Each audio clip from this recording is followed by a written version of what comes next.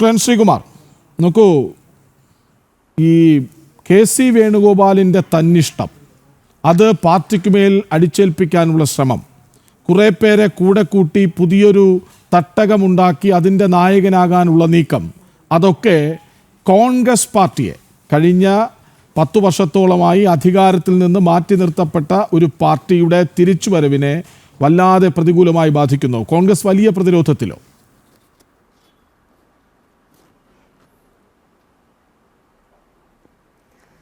നോക്കൂ, കെ.സി. വേണുഗോപാലാണെങ്കിലും വി ഡി സതീശനാണെങ്കിലും രമേശ് ചെന്നിത്തലയാണെങ്കിലും സണ്ണി ജോസഫാണെങ്കിലും അടൂർ പ്രകാശാണെങ്കിലും എല്ലാവരും കോൺഗ്രസ്സുകാരായതുകൊണ്ട് ആര് അധികാരത്തെ സ്ഥാനം പിടിച്ചെടുക്കാൻ ശ്രമിച്ചാലും കോൺഗ്രസ്സുകാർക്കൊരു വിഷയമുള്ള കാര്യമല്ല. പക്ഷേ പ്രശ്നം എന്താ വെച്ചാൽ മറ്റുള്ളവർക്കാണ്. ഇവിടെ നമ്മുടെ സുഹൃത്ത് ജിതിൻ ദേവ്, അദ്ദേഹത്തിൻ്റെ പാർട്ടി കൃത്യമായിട്ട് അച്ചടക്കമൊക്കെ പാലിച്ച് ഒരുവിധ ഉൾപാർട്ടി പ്രശ്നമില്ലാതെ കെട്ടുറപ്പോടെ ഐക്യത്തോടെ പോകുന്നൊരു പാർട്ടിയാണെന്ന് നമുക്കറിയാമല്ലോ. പക്ഷേ ആ പാർട്ടി അതിൻ്റെ പ്രസിഡൻ്റായിട്ട് ഇപ്പോൾ കേരളത്തിൽ നിന്നും ഒരാളെ തിരഞ്ഞെടുക്കാൻ പറ്റാതെ ദേശീയ തലത്തിൽ പ്രവർത്തിച്ച മന്ത്രിയായി ഒരാളെ കേരളത്തിലേക്ക് പറഞ്ഞയച്ചു ആണല്ലോ. അതായത് രാജീവ് ചന്ദ്രശേഖർജി കേരളത്തിൽ പ്രവർത്തിച്ചു വന്നൊരു നേതാവല്ലല്ലോ. അദ്ദേഹത്തെ ഇങ്ങോട്ട് കൊണ്ടുവന്നു വെച്ചു. എന്തിനാ? ഇവിടെ ഉള്ളവരൊന്നും പാർട്ടിയെ നയിക്കാൻ വേണ്ടത്ര ആർജവമുള്ളവരല്ലെന്ന് തോന്നിയുകൊണ്ടായിരിക്കണമല്ലോ.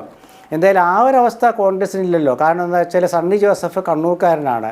ഇവിടെ ശ്രീ മോഹൻ വർഗീസ് പറഞ്ഞ അദ്ദേഹത്തിന് അതിൻ്റെ ആ ഒരു ഊർജ്ജസ്വലത കണ്ടില്ലെന്നാണ്. സുധാകരൻ ഊർജ്ജസ്വലത കാണിച്ചപ്പോൾ പറഞ്ഞു KPCC പ്രസിഡന്റ് ഇങ്ങനെ ഊർജ്ജസ്വലത കാണിക്കേണ്ട ആളല്ല, അദ്ദേഹം AK ആൻ്റണിയെ പോലെ KM ചാണ്ടിയെ പോലെയും ഒക്കെ ആണ് പ്രവർത്തിക്കേണ്ടതെന്ന് പറഞ്ഞ ആളുകളാണ് ഉള്ളത്.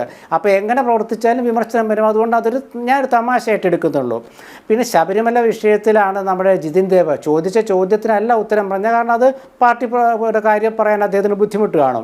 പക്ഷേ അദ്ദേഹം പറഞ്ഞത് K മുരളീധരൻ ജാഥ ക്യാപ്റ്റൻ, മുരളീധരൻ്റെ പേര് അദ്ദേഹം പറഞ്ഞില്ല, എന്നാലും K മുരളീധരനാണല്ലോ ജാഥ ക്യാപ്റ്റൻ, പോയില്ല. ശരിയാണ്, അദ്ദേഹം ഗുരുവായൂർ വന്നു. ഗുരുവായൂരപ്പനെ തൊഴുക എന്നുള്ള എല്ലാ 1-ാം തീയതി മുരളീധരൻ്റെ ആഗ്രഹമാണ്. അദ്ദേഹം ഗുരുവായൂരപ്പനെ തൊഴാൻ വന്ന തെറ്റായിട്ട് BJP കാണുമെന്ന് ഞാൻ കരുതുന്നില്ല.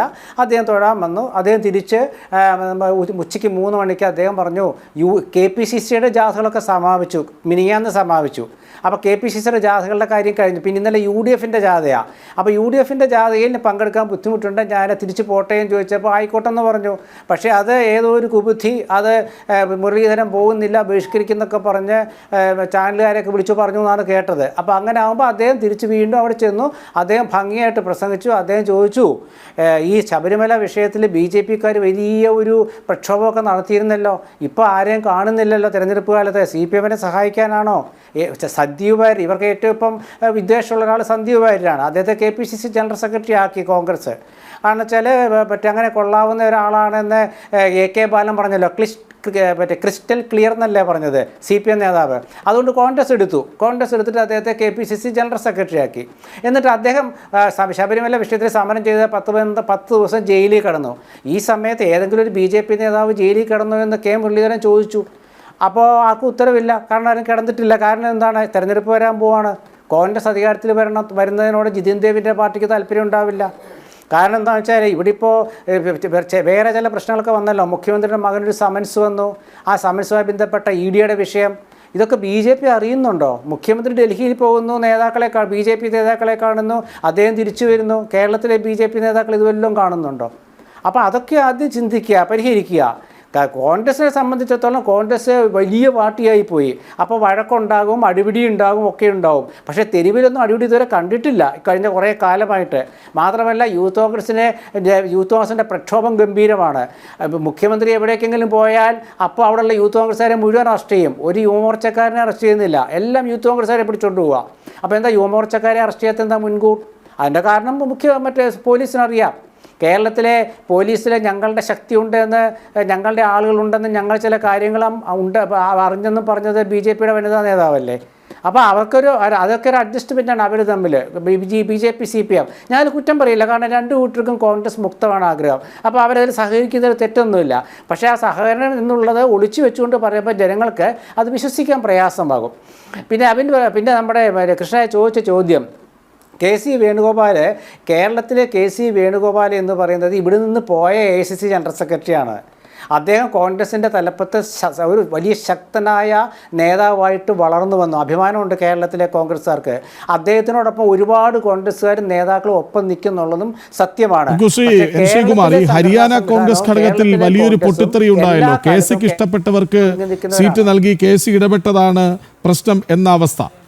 അതിപ്പോൾ കേരളത്തിലും ആവർത്തിച്ചുകൂടുന്നുണ്ടോ? ഇങ്ങനെ പോഷക സംഘടനകളുടെ ഒക്കെ തലപ്പത്ത് ഇഷ്ടപ്പെട്ടവരെ കൊണ്ടിരുത്തുന്ന സ്ഥിതിക്ക് സീറ്റ് നിർണയം വരുമ്പോൾ എന്താകും അവസ്ഥ?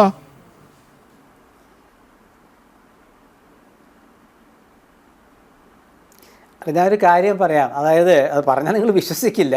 അതായത് ഇപ്പം യൂത്ത് കോൺഗ്രസ് പ്രസിഡൻ്റായിട്ട് കെ സി വേണുഗോപാലിന് ഇഷ്ടപ്പെട്ട എന്ന് പറയുമ്പം എല്ലാ യൂത്ത് കോൺഗ്രസ്സുകാരും കെ സി വേണുഗോപാലിന് ഇഷ്ടപ്പെട്ട ആളാവണമല്ലോ, അല്ലാണ്ട് പറ്റില്ലല്ലോ. വെറുപ്പുള്ളവരൊന്നും അങ്ങനെ ഇവിടെ കേരളത്തിലില്ല. മറ്റു പാർട്ടികളൊക്കെ ഉണ്ടാവുമായിരിക്കും, പക്ഷേ കോൺഗ്രസ്സിനില്ല. കെ സി വേണുഗോപാൽ ഇഷ്ടപ്പെട്ട ആളാണ് മറ്റേ നമ്മളുടെ ഒ ജെ ജനീഷ്. ഈ ഒ ജെ ജനീഷിനെ നിങ്ങൾ അറിയാത്ത എന്തുകൊണ്ടാണെന്ന് വെച്ചാൽ അദ്ദേഹം ഈ നമ്മളുടെ സോഷ്യൽ മീഡിയയിൽ ഒരു താരമായിട്ട് വരാത്തൊരാളാണ്.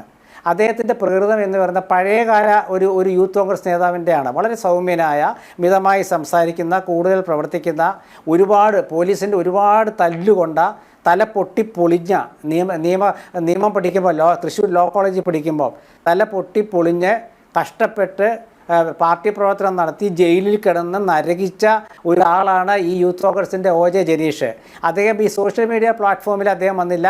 ചാനൽ ചർച്ചയിൽ അദ്ദേഹത്തെ പാർട്ടിയുടെ ഒരു വക്താവായിട്ട് നിയോഗിച്ചൊന്നുമില്ല. അതുകൊണ്ട് നിങ്ങൾ അറിഞ്ഞില്ല. പഴയ കാലത്ത് ഇങ്ങനെ ആരും അറിഞ്ഞിരുന്നില്ലല്ലോ ഓരോ യൂത്ത് കോൺഗ്രസ് നേതാക്കളെ. ഇപ്പോൾ എ കെ ശശീന്ദ്രൻ യൂത്ത് കോൺഗ്രസിൻ്റെ സംസ്ഥാന പ്രസിഡൻ്റായിരുന്നു.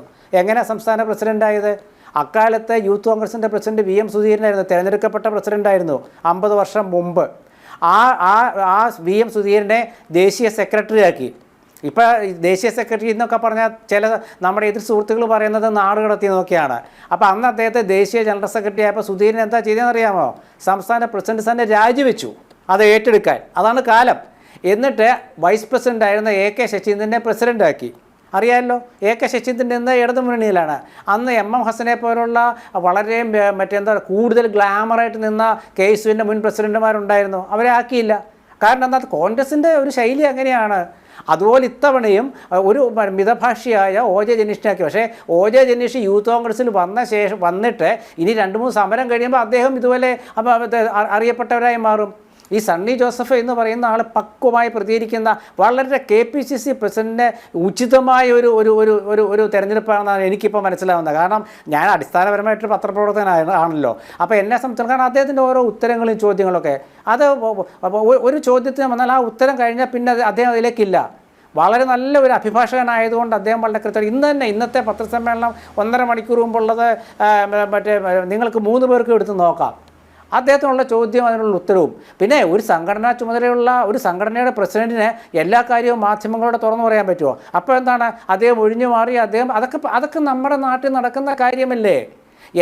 ഏത് പാർട്ടിയിലെ തർക്കമില്ലാത്ത. ഇപ്പം നിങ്ങൾ നോക്കൂ, ഏകശില എന്ന് പറഞ്ഞതല്ലേ CPM-ലെ ജി സുധാകരനെ എത്ര ദിവസമായി അദ്ദേഹം എന്താ പറഞ്ഞത്? സജി ചെറിയാൻ കളിക്കേണ്ട, എന്നോട് ഫൈറ്റ് ചെയ്തവരാരും ജയിച്ചിട്ടില്ലെന്നാണ് പറഞ്ഞത് സജി ചെറിയാനോട്. AK ബാലനോട് പറഞ്ഞ ബാലൻ മാറി, പക്ഷെ ഞാൻ മാറില്ല, അതാണ് പറഞ്ഞത്. അപ്പോൾ ആ സുധാകരൻ്റെ പോയി CS സുജാതയും ആലപ്പുഴ ജില്ലാ സെക്രട്ടറി നാസും കൂടെ വീട്ടിൽ പോയി കണ്ടു. എന്നിട്ട് വാർത്താലേഖകർ ചെന്നപ്പോൾ അവർ സംസാരിക്കാതെ പെട്ടെന്ന് കാറിൽ കയറിപ്പോയി. എന്നിട്ട് സുധാകരൻ ഇന്ന് നിലപാട് മാറ്റിയോ? അതാണ് കൃഷ്ണരാജെ സമകാലിക രാഷ്ട്രീയം. ഏത് പാർട്ടിയിലാണ് പ്രശ്നമില്ലാത്തത്? INL അടക്കം പ്രശ്നമുണ്ട്, കേരള കോൺഗ്രസ്സുകളിൽ പ്രശ്നമുണ്ട്. പ്രശ്നമില്ലാത്ത പാർട്ടി ഏതാ? KB ഗണേഷ് കുമാറിൻ്റെ പാർട്ടിയിൽ അടക്കം പ്രശ്നം വന്നില്ലേ?